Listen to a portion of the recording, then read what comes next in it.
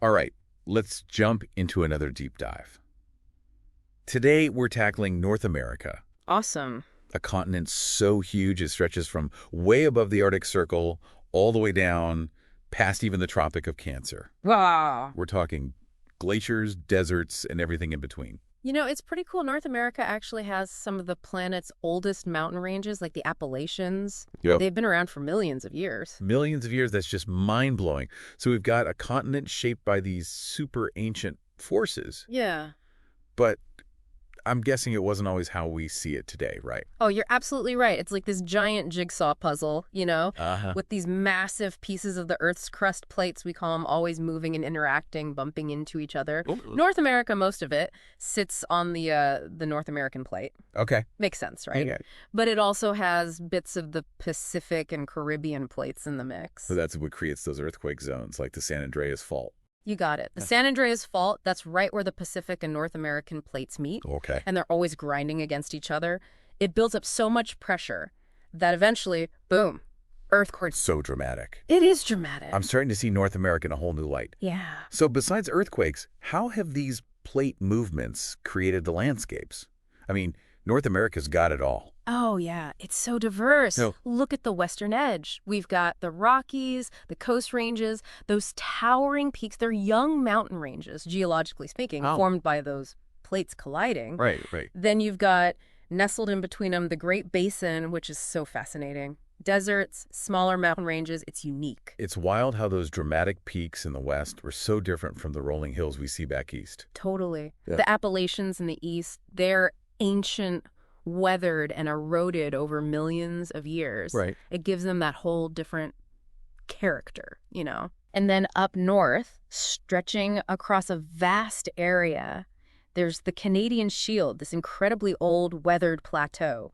Yeah. It holds clues to the earliest chapters of Earth's history. It's incredible. So we've got each region with its own distinct personality, Totally. sculpted by time and these powerful forces. Yeah. What about the climates? They've got to vary a lot across such a massive area. Oh, absolutely. You could experience a climate kaleidoscope just by traveling across North America. Imagine this. You start bundled up in the Arctic tundra of Greenland, with that massive ice sheet dominating everything. Right. Then you hop on a plane and end up strolling on a sunny California beach, totally mild weather. From one extreme to the other, hard to believe it's all one continent. And that's just the beginning. Along the Pacific Northwest coast, you've got lush temperate rainforests. It's just rain, rain, rain. Oh, wow. And then further south, coastal California, that's where you hit that Mediterranean climate. Right. Mild, wet winters, dry summers. That's why everyone wants to live there. Exactly. I'm more familiar with the eastern half of the continent. Yeah. 4 distinct seasons, right? You got it. Humid continental climate, hot summers, snowy winters, the whole 9 yards. Right. But if you head down to the southeast, it gets even more interesting. That's the humid subtropical zone. Okay. Get ready for some serious humidity. Yeah. Some of the wettest cities in the U.S. are down there. And then you can't forget those deserts out west. Oh, yeah. I remember visiting one, the vastness, the silence. It was unforgettable. Absolutely. Those are the steppe and desert climates. Very little rain and huge temperature swings. It's beautiful in a stark kind of way. Yeah. Definitely tests the limits of life. Speaking of which, can you imagine the variety of plants and animals that have adapted to all these environments? I can only imagine. Yeah. It's amazing how creatures carve out their own spaces, even the most extreme places. It's true. North America is a treasure trove of biodiversity. I mean, you've got iconic animals like bison on the plains, black bears in the forests, jaguars in the southwest. And cougars in the mountains. Always a thrill to catch a glimpse of those. Oh, for sure. And then you've got prairie dogs popping up, coyotes always on the move, raccoons getting into everything. They're mischievous. Oh, they are. Each one's so uniquely adapted. What about the plants? I know North America is where a lot of essential crops originated. Absolutely. Some of the foods we eat worldwide started right here. Maize, squash, tomatoes, sunflowers, blueberries. Wow. All domesticated by indigenous peoples long ago. It's amazing how those crops traveled the globe and now feed everyone. It really shows how interconnected we all are. It does. And speaking of interconnectedness, we can't forget the monarch butterfly migration. It's incredible. They travel thousands of miles. Thousands. It's a testament to nature's resilience. It's truly a wonder. It makes you think about how delicately balanced these ecosystems are Yeah, and how important it is to protect them. definitely. So as we kind of wrap up this first part of our dive into North America, what stands out to you the most? Honestly, it's the sheer scale and diversity of this continent. It never ceases to amaze me. It really is like a world unto itself. It really is. It really is a world into itself, but we've only just scratched the surface. We were just talking about glaciers and mountains, but long before all that, people Yeah. were already calling this continent home. That's right. We can't forget about the people who were here first. Exactly, the indigenous cultures that thrived here long before any Europeans arrived. Their history goes back thousands of years, right? Thousands, yeah. At least 20,000, maybe even more. Wow. It's incredible to think about those early migrations, how people adapted to such different landscapes. Yeah, they must have faced so many challenges. Absolutely. And they had to be incredibly resourceful, not just to survive, but to actually build thriving societies. They did. They did. All across North America, you had different indigenous groups, each with their own unique culture, traditions, ways of life. All shaped by the environments they lived in? Totally. You had the bison hunters on the Great Plains living a nomadic lifestyle, following the herds. Right. And then further south, agriculture started to develop, leading to more settled communities. And that brings us back to those incredible crops we were talking about earlier. Right. Maize, squash, tomatoes. Yes, sunflowers. Those weren't just food. They were the result of generations of knowledge passed down and refined. Absolutely. It wasn't just luck. It was sophisticated agricultural practices developed over centuries. Their impact on the world's food supply is huge. Huge. And it shows you that innovation and ingenuity, they're not limited to any one time or place. It's inspiring. It is. And remember, it wasn't just about sustenance either. Right. Indigenous cultures were so much more complex than that. They were. They had intricate social structures, forms of governance, spiritual beliefs, art traditions. All reflecting this deep connection they had to the land. And to each other, yeah. So we're talking about this huge continent with this mosaic of cultures. Can you give us some examples of specific achievements of some of these groups? Sure. Think about the Mississippian culture, for example, down in the Mississippi River Valley. Okay. They built these massive earthen mounds for ceremonies and burials. Oh, wow. And these weren't just piles of dirt. They were arranged in intricate patterns, often reflecting their understanding of astronomy and cosmology. Makes you wonder about the engineering skills they must have had. Right. And the social organization it took to build something like that. And then you have the Pueblo peoples in the Southwest, Okay. known for their amazing cliff dwellings and their skill in pottery and weaving, Oh, yeah. living in that arid environment and creating such lasting art. It's really remarkable. And of course, we can't forget about the Maya civilization further south. Of course. Their advancements in mathematics, astronomy, art, it's incredible. Right. They developed a writing system, created calendars, built magnificent cities with pyramids and temples. It's amazing what they achieved, and their understanding of the natural world is truly inspiring. It blows my mind to think about these civilizations thriving centuries before Europeans even arrived. Yeah. Which, as we know, completely changed the course of history in North America. It's a complicated story, full of both triumphs and tragedies. It is. It's important to be sensitive to that history and to acknowledge all the different perspectives involved. Definitely. So let's rewind a bit. Where does the story of European contact begin? Well, the first recorded European voyages to North America were actually by Norse explorers. Really? Yeah, around the year 1000. Wow, that's early. They even set up a short-lived settlement in what's now Newfoundland, but it didn't have much lasting impact. So it wasn't until 1492 with Columbus that things really changed. Exactly. Columbus arriving in the Caribbean, although he thought he'd landed in Asia, of course, it really opened the floodgates for European exploration. And exploitation, unfortunately. Yeah, unfortunately. And it didn't take long for other European powers to follow, wanting their own piece of this new world. Right. Everyone wanted in on the action. Spain, England, France, they all became major players in colonizing North America. Each with their own motivations and approaches. Absolutely. And their impact on the indigenous peoples varied too. Okay, so let's break down those colonial ventures. Spain was first on the scene, right? Yeah, they established a massive empire stretching from the Caribbean islands down through Mexico and into South America. Wow. Their main goal was extracting wealth, especially gold and silver. And converting the indigenous population to Christianity. Right. And that conversion often came at a high price. It did, didn't it? Yeah. Suppressing indigenous cultures, forcing their beliefs on others. Unfortunately, yeah. The Spanish imposed their language, religion, social structures, often through force. The impact on the indigenous peoples was devastating. It was. Many were enslaved, forced to work in mines or on plantations, and many died from diseases brought over by the Europeans. It's a tragic chapter in history, and those effects are still felt today. Absolutely. The legacy of colonization is still shaping the lives of indigenous people all across North America. It's crucial to remember that, to understand the complexities, and to work towards a better future. I agree. So, while Spain was busy in the south, what were the other European powers up to?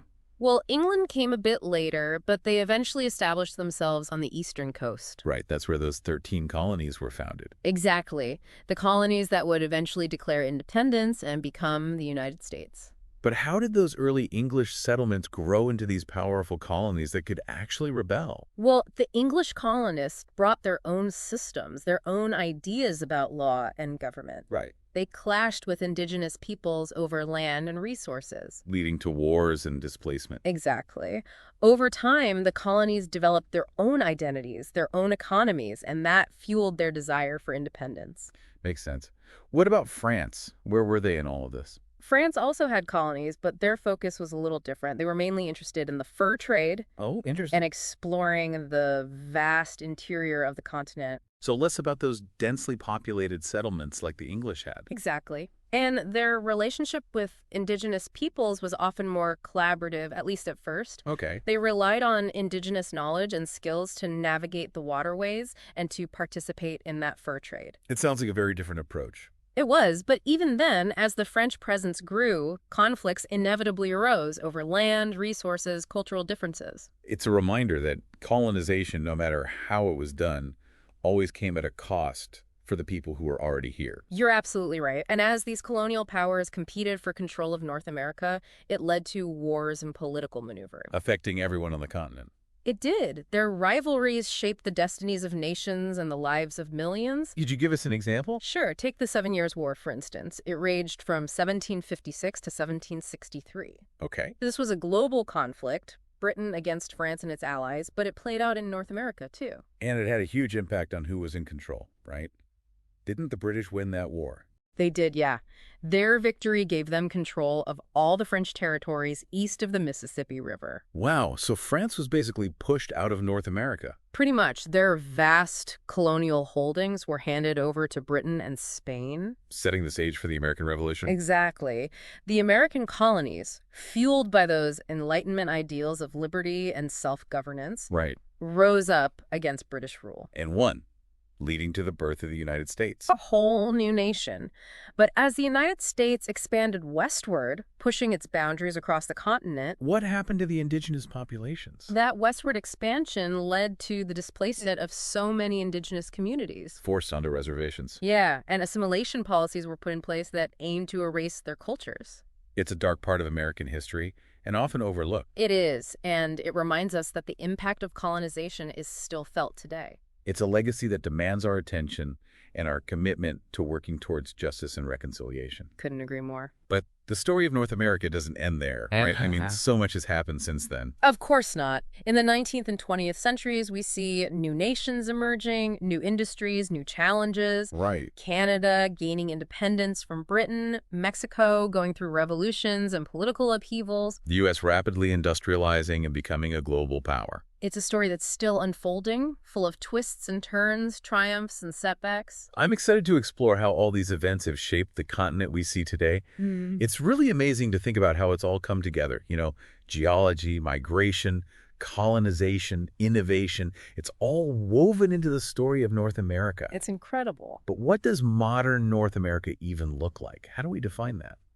That's a good question. You know, things are always changing. Right. One thing that really stands out to me is how North America's become this global hub for cultural exchange and economic power. Right. I mean, think about cities like New York, Toronto, Los Angeles, Mexico City. They're like little worlds unto themselves. You know, you've got everything there. So it's more than just the melting pot idea. It is. It's more dynamic, more than just blending cultures. It's this constant evolution, creation, New things emerging all the time. Yeah, you walk down the street in any big city here, I know. and it's a fusion of languages, food, fashion. It's overwhelming, but in a good way. It's stimulating. It's exciting. It is. Yeah. And it's not just in the big cities either, is it? I mean, think about the music, the food. Oh, yeah. Even in smaller towns, you see those global influences everywhere. It's true. It's like this tapestry, always being rewoven as new people and ideas arrive. North America's always been about change, reinvention, and you see that reflected everywhere. Exactly. It's in our DNA. Speaking of reinvention, we can't forget how innovative this continent has always been, right? Oh, absolutely. From the Industrial Revolution to the digital age, North America's been at the forefront. It's amazing how much has changed, even in just a few generations. I know, right? Think about the impact of those innovations, the automobile, the telephone, the internet. They've transformed how we live. They have. And a lot of them were born right here in North America. It's mind-blowing, really. It is. And that spirit of innovation, it's not slowing down, is it? Not at all. Look at medicine, renewable energy, artificial intelligence. It's all happening here. It really makes you wonder what the future holds and what role North America will play. It's an exciting time to be alive, that's for sure.